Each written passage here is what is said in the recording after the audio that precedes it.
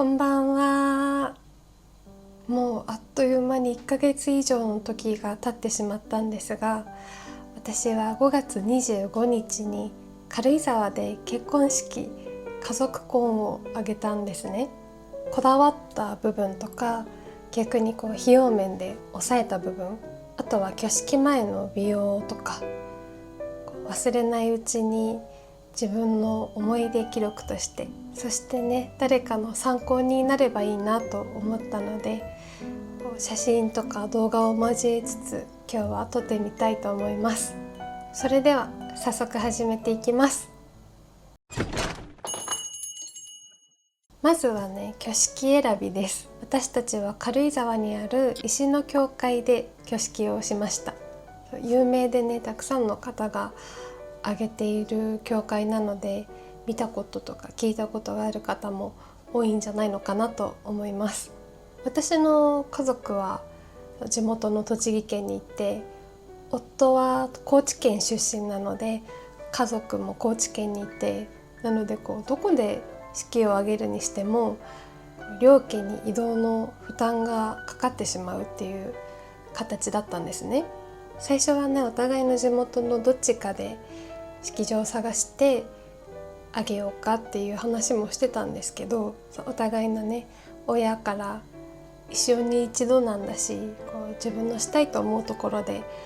あげていいんだよと言っていただいて、それなら参列ついでにのんびり過ごして観光とかもできるような軽井沢がいいんじゃないかなということで、最終的には軽井沢を選ぶことになりました。ただね、石の教会は私の中では第二希望で、本当は都内にある東京カテドラル聖マリア大聖堂というね、その聖堂が第一希望だったんです。で、実際に見学にも行ったりもしました。もし興味がある方は調べてみていただきたいんですけど、もう外観からね、本当にとても美しい建造物で、中に足を踏み入れるとすごくもう見上げるほど高い天井と、この後方にある大きなパイプオルガンに圧倒されて、厳かで神秘的な空気感はね、今でも鮮明に思い出すことができます。なので、できることならね、カテドラルであげたかったです。ただね、カテドラルはやっぱり挙式用に建てられた建物ではなくて、あくまでもカトリック信徒の方々が祈りを捧げる場所として建てられた聖堂なんですね。無宗教の私たちでも式を挙げることはできるらしいんですが、夫婦2人揃って講習会に何度か出向く必要があったり、食事会とか宿泊とかはまた別でね、自分たちで全て手配をしなければいけなかったりして、参列してくださる家族の中に小さい子供だったり赤ちゃんがいたりするのも考慮すると、移動が多くなってしまうのはちょっと負担になるだろうし、私たちには少しハードルが高く感じてしまって、そこで第二希望だった石の教会に相談会に行くことになりました。真っ白できらびやかなチャペルというよりも、コンクリートだったり石造りだったりのちょっと無機質で厳かで、そういう少し厳格な雰囲気の式に憧れがあったので、石の教会もね、参列者はこの中では撮影禁止だったりして、ちょっと厳格な雰囲気があるのと、内装もね、私の好みというか理想に近かったです。あとはね、この広いエリアの中に挙式の教会もそうだし、披露宴会場、あとは宿泊施設も揃っていて、結婚式のこととかも本当に右も左もわからないような私たちにとっては、滞在中の全てのことを同じプランナーさんに相談して組んでいただけるっていうことがね、すごく安心感が大きかったし、メリットに感じました。相談会に行ったその日に仮契約を交わして、そこからはもうトントン拍子でした。ただね、2月末に相談会に行って、3月頭にしっかり契約をして、本当はね相談会に行った当初は9月10月くらいにあげたいねっていう気持ちで行ったんですけど、なんかその時期がすごく両家のスケジュールが全然合わなくって、どんどん手前ってしていたら5月末で決定したので、もうてんやわんやでしたでは次、こだわった部分についてお話をしていきます。もうね、正直自分のこととかそのドレス姿に関しては本当にクラシカルな雰囲気だといいなくらいの漠然としたイメージしかなかったんですけど、ただどうしてもつけたかったのが、じゃん、こちらのボンネというヘッドドレスでした。オードリー・ヘップバーンのようなシンプルで大ぶりなボンネに憧れて、まさにねこの理想のボンネを作っている作家さんを見つけることができて、インスタグラムでオーダーをさせていただきました。このねシルクでできたボンネで、長時間つけてても負担にならないような軽さで、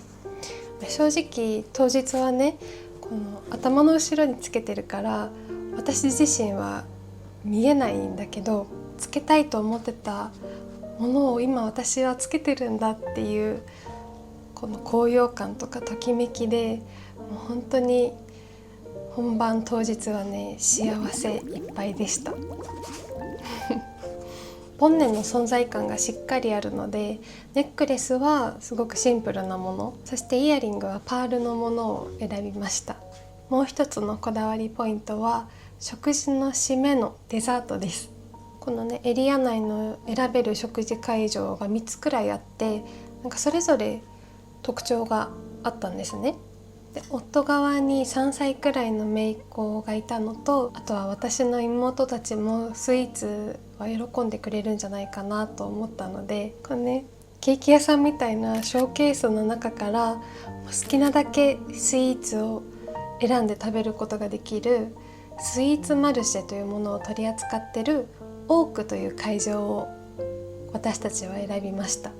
スイーツの種類も豊富でどれも美味しくて自分で選べる楽しさもあって、あと選んだスイーツをね最後にこのパティシエさんが仕上げをしてくれるんだけど、そういうライブ感もあったりして、お子様だけじゃなくて大人もみんな喜んでくれてたと思うので、これは選んでよかったなと思いました。これはね少人数ならではかもしれないですね。こだわったって言えるのはこれくらいかな。はい。では次、あまりこだわらなかったというか費用面で抑えることができた部分をご紹介します。まずはドレスです準備を始めてから式本番までの期間がそこまでしっかり取れなかったっていうのもあって、定型のドレスショップの予約もなかなか空いていなくって、運よくね土日にキャンセルが出てたドレスショップがあったので、そのショップに予約を取っていって、もうそこで3着ぐらい試着して、もうその3択の中から今回のドレスを選びました。本来はねもういろんなドレスショップを回ってたくさんのドレスを試着して、もう自分がこれだと思う一着を決めるっていう花嫁の方が多いのかなと思うんですが、私はねもともと優柔不断なのもあったので、多分ね選択肢が多くなるほど優柔不断が爆発していたと思うので、私にはこれで良かったのかなと思っています。お次はブライダルインナーです。ドレスショップでの購入を勧められたんですけど、事前にねネットで調べてた情報とかではメルカリとかで買っている方も多いっていうのを目にしていたので、じゃあ私も別にメルカリでいいかなと思って、セモアブライダルのセパレートになってる3ピースのブライダルインナーを1万円ちょっとで私もメルカリで購入しました。ドレスショップで勧められたものが5万円くらいのものだったので、ここで約4万円の節約ができました。着用にね全く問題なかったです。続いて3つ目は案内状です。これはこだわらなかったっていうわけではないんですが、費用面を抑えられたという点でご紹介します。両家合わせてもう5世帯分だから5通しか出さない案内状だったので、それならせっかくだし自分で作りたいなと思ってピンタレストとかに上がってる素敵な案内状たちを参考にして作成しました。ペグケロは当日来れないからペグケロを入れた案内状を作ってとても可愛くて気に入ってますで4つ目は草花です。飾り付けのお花ですね。食事会場の草花は私はねこだわりはなかったし、華やかな華美な感じにしたいっていう希望もなかったから、いっぱいしようと思えばアップグレードはできたんだけど、アップグレードはせず一番スタンダードなもともとついているものを選びました。当日のね食事をするパーティー会場が木のぬくもりを感じられるような素敵な空間だったので、シンプルな白と緑の草花はねすごく相性が良くて結果的に素敵だったかなと思ってます。そして費用面で抑えたもの5個目、最後はブーケブートニアです。定型ショップで注文もできたんだけど、お家に猫がいるから基本的に生のお花は持って帰れないし、その日使ってすぐ破棄してしまうようなものに3万5万かけるのはちょっともったいないかなって思ってしまったので、ネットでねハンドメイド作家さんのアーティシャルフラワーブーケ、ちょっと高級な造花のブーケをオーダーして8,000円くらいで作ってもらいました。じゃん、こちらです。で近くで見ても作り物感が強いわけじゃないし、全然チープな印象がなくて個人的には大満足でした。サイズ感もねちょうどよくて気に入ってます。かわいいでは次は挙式前の美容についてお話ししていきます。その挙式前美容としては他の花嫁さんとかに比べたら全然少なくて最低限だと思います。とりあえずダイエットでしょ。で3ヶ月くらい前に肩のボトックス200単位で1回して、あとは終わりきってない部分の脱毛の通い直しと、マウスピースを以前ホワイトニングサロンで作ってもらったので歯のホームホワイトニング、あとは直前にもう顔から足の先まで含めた全身のブライダルエステ、あとは全身のシェービング、美容室とマツパとハリウッドブローリフトっていう眉毛パーマくらいかな。ダイエットについてなんですけど、私はね結果的に4キロ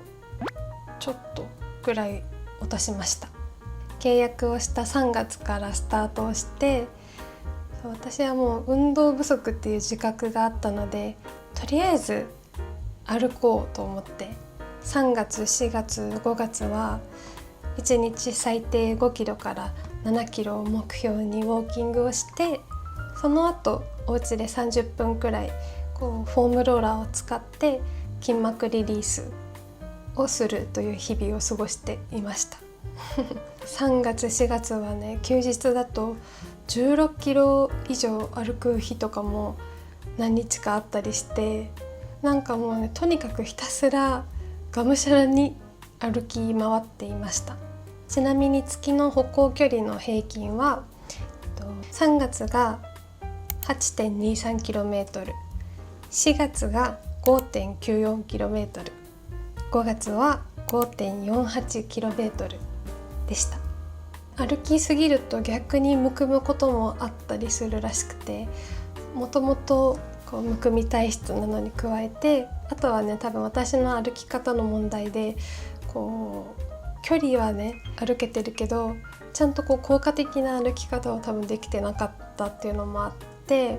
歩いても歩いてもほんの少ししか体重が減らなくて、多分そのね3月4月で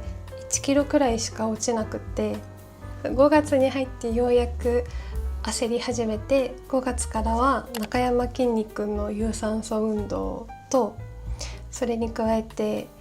このね16時間空腹時間を作るっていうオートファジー、ちょっとした食事制限もしていました。そこからはね体重もちょっとずつ減っていくようになって、開始時に比べたら4キロぐらい落ちて、そしてラスト3日間は1日2グラムだけ塩分を取るっていうね軽めの塩抜きをやって、なんとか無事に当日を迎えることができました。塩抜きって聞くとさ、もう完全にゼロにしないといけないのかなって思ってたんだけど、塩抜きやる前にいろいろ調べてたら、完全に抜いちゃうとね逆に体がこう水分を溜め込まなきゃって言ってむくみやすくなっちゃう人もいるらしくて、私はむくみ体質だから多分完全に抜くのは合ってないだろうなと思って2グラムだけ摂取するようにしていました。まあね、過ぎたことはどうしようもないんですけど後から送っていただいたカメラマンさんとかの写真を見て、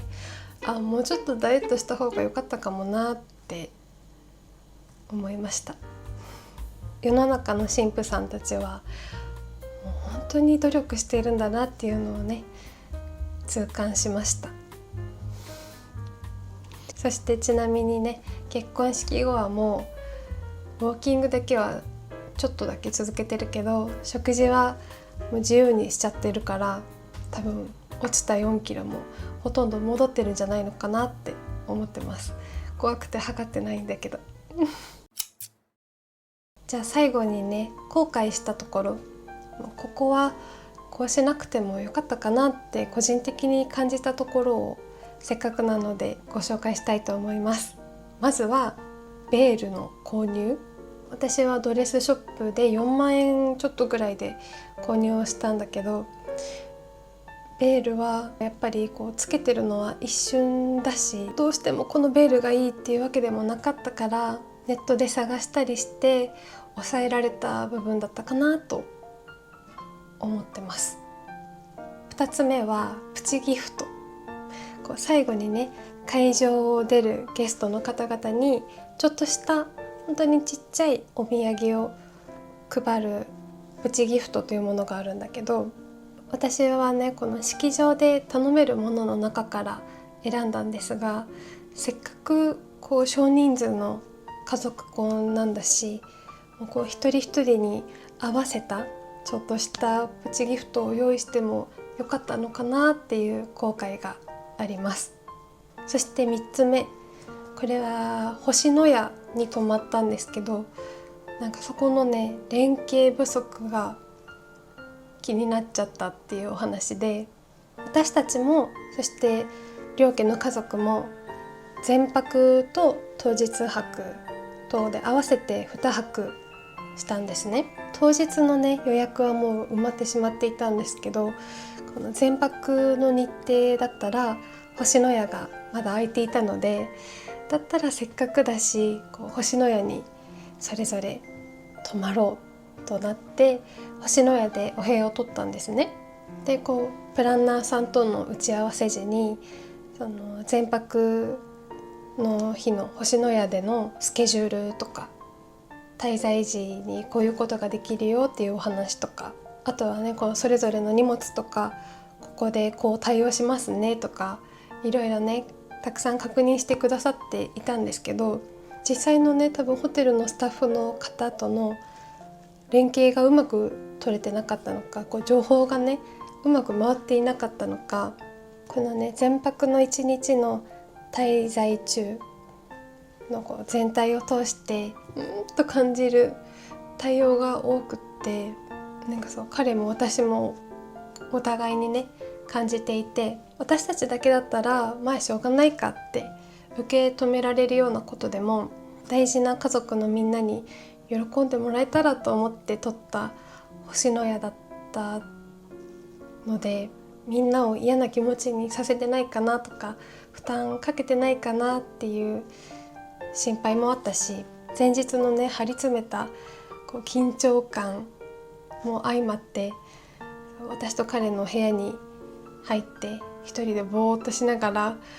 もう涙が出てきちゃって悲しくなっちゃって。